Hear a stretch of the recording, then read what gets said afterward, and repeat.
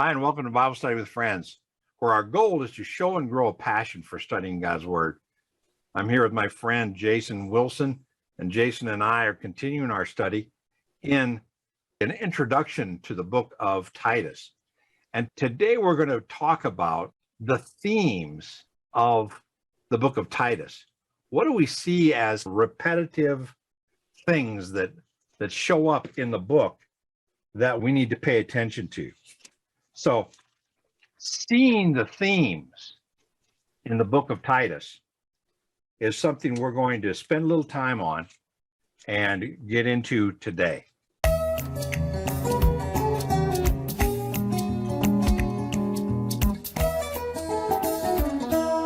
Thank you guys for watching. Hope this has been a blessing to you. If it has been, be sure to subscribe, and we'll appreciate that. And hit the like button. And I'd love to hear your comments about the book of Titus. I want to talk real quick about seeing some themes in the book.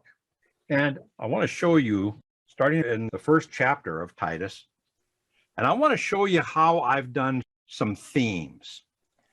There are about 4 themes that we need to look at that are significant. One of them is critics of the Bible have said a number of times, I have read where somebody will say something like, Jesus never claimed to be God. He never said he was God. Have you ever heard? I've heard it before.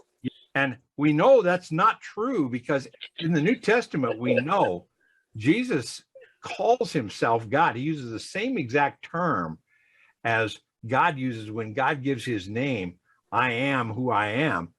Jesus uses that exact same term and says, I am who I am. And they respond with, they're going to kill him for saying he's God.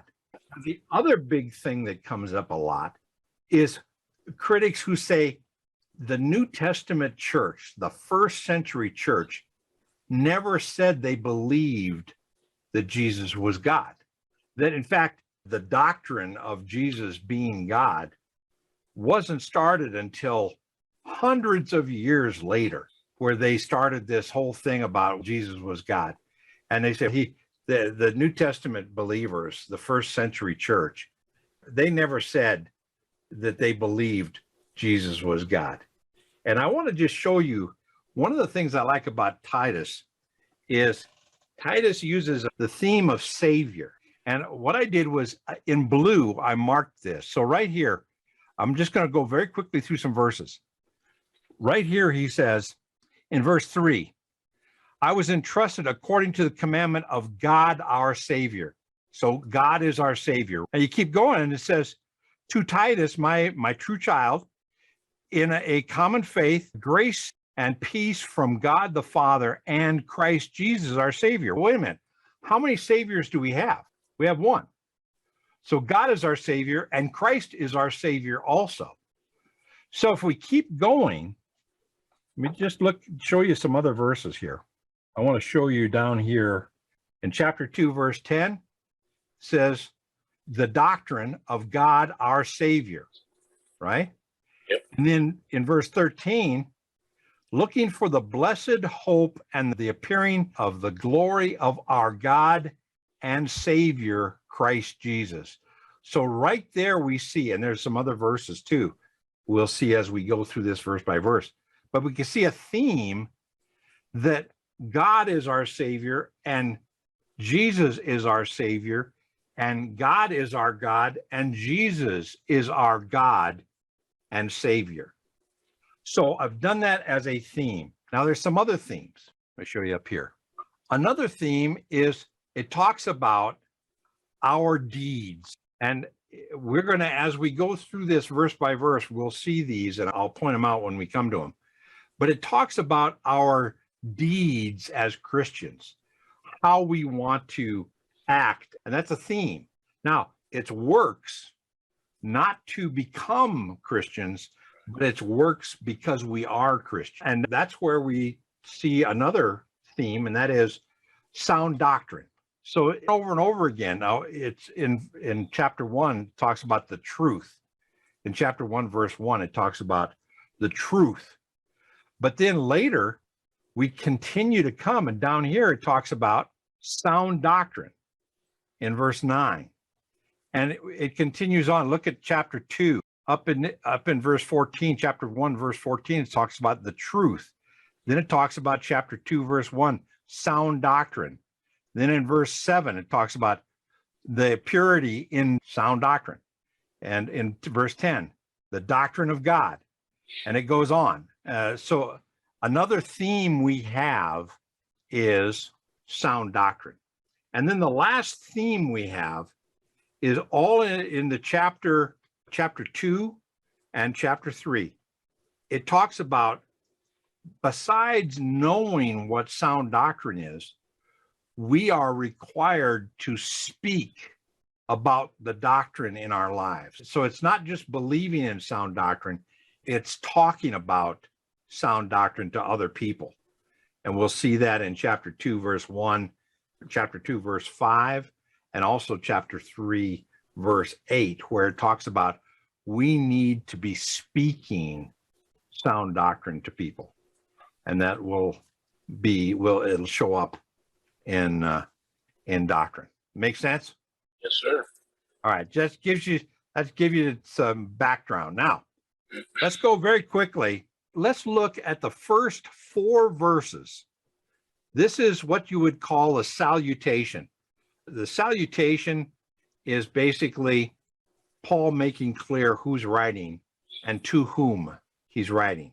So let's look very quickly. A lot of this is repeated because he does this almost in every single book he writes, from Ephesians, Galatians, Philippians, 1 Timothy, 2 Timothy. He does this to let us know who he's writing to and who is doing the writing. So let's look.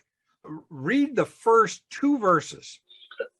Paul, a bondservant of God and an apostle of Jesus Christ, for the faith of those chosen of God and the knowledge of the truth, which is according to godliness, in the hope of eternal life, which God, who cannot lie, promised long ages ago.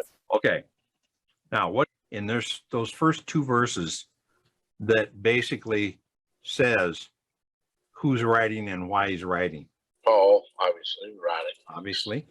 He's telling that he uses a lot. He's a bondservant of God and an apostle. He mentions that. Now, we've talked before when he says a bondservant. What was a bondservant? He was just a slave, like a slave to Christ. He was a slave, but what makes it a bondservant? Who volunteered to be a slave. Yeah. You'll see this written in Deuteronomy chapter 15, verses 16 and 17.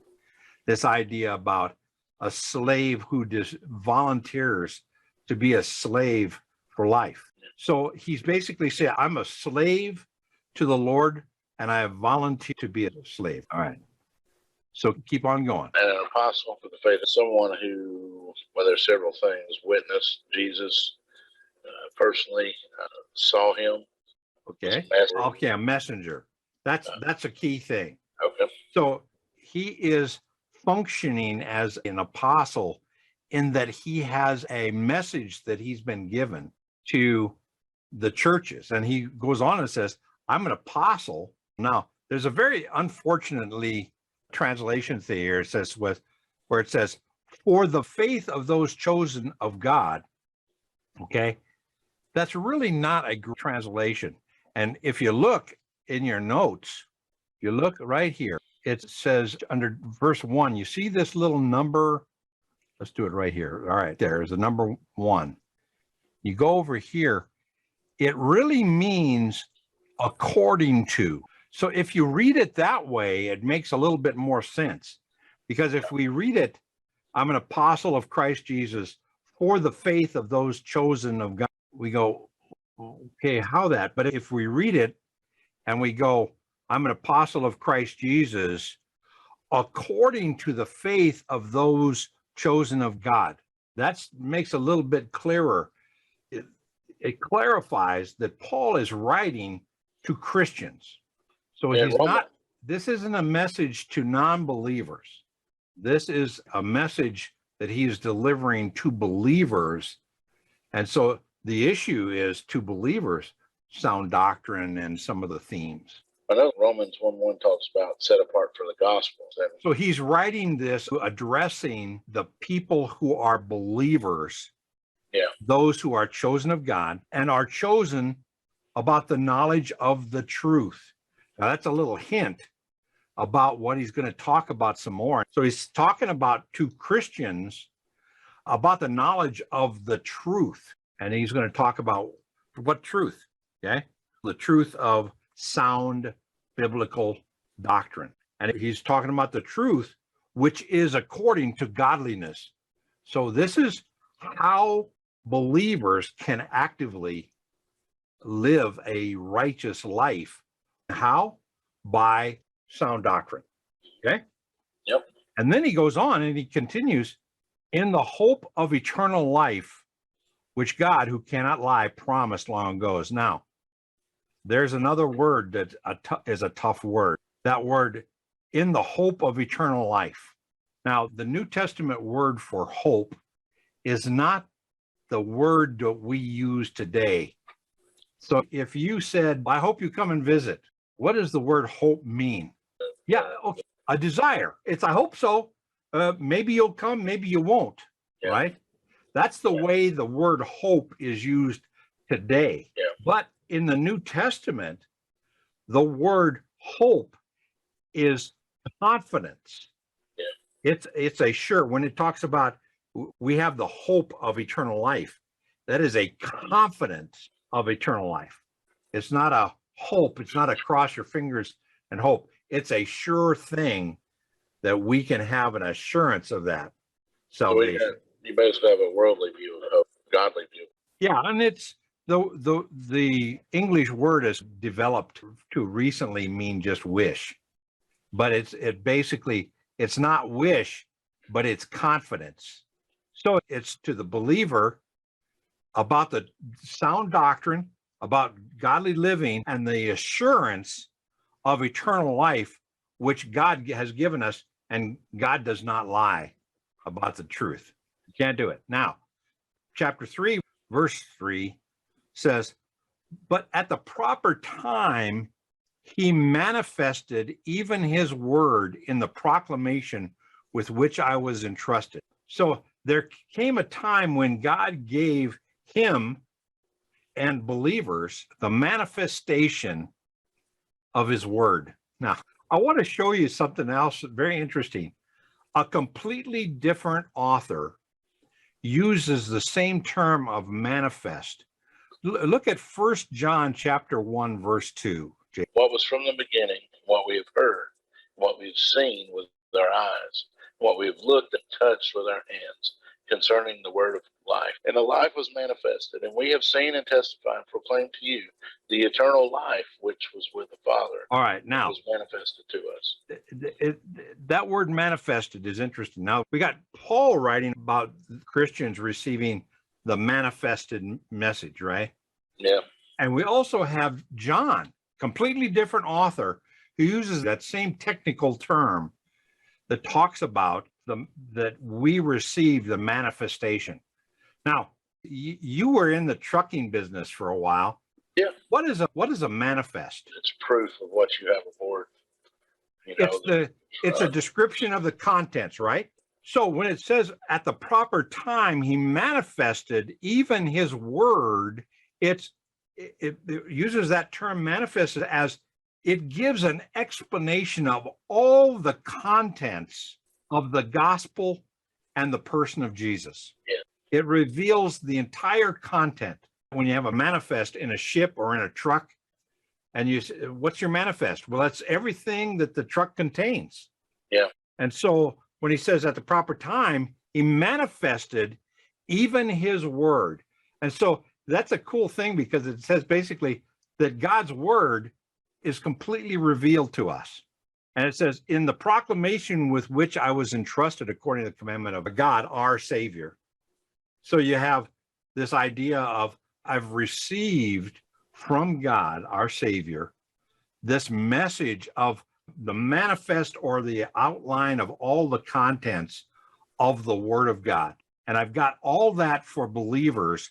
And then verse 4 says, I'm writing this to Titus, my true child in the common faith.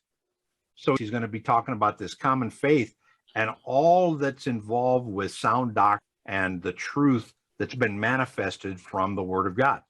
And then he says, grace and peace to you. And I like to end my letters that way to you. In fact, let's end right there. We've seen Paul wishes to give and communicate the idea of the manifest of all that's in the scriptures, that's sound doctrine for all believers. And by doing that, he is going to pray for grace and peace for us as believers. And he says, to grace and peace from God the Father and Christ Jesus, our Savior. Who God the Father is our Savior, Christ Jesus is our Savior, but we only have one Savior. So Christ and God are functioning together as Savior. And that's part of the Trinity. We'll see more about that as we go along. And we're going to continue on with this idea of what Titus's job is going to be and how he's going to carry that out. And in the meantime, please subscribe if you've enjoyed this, if it's been a blessing to you. That's a commitment of your involvement with us. And I'd like to hear your comments, and I welcome your comments. I'll reply to them, and we will see you next week. Until then, God bless you.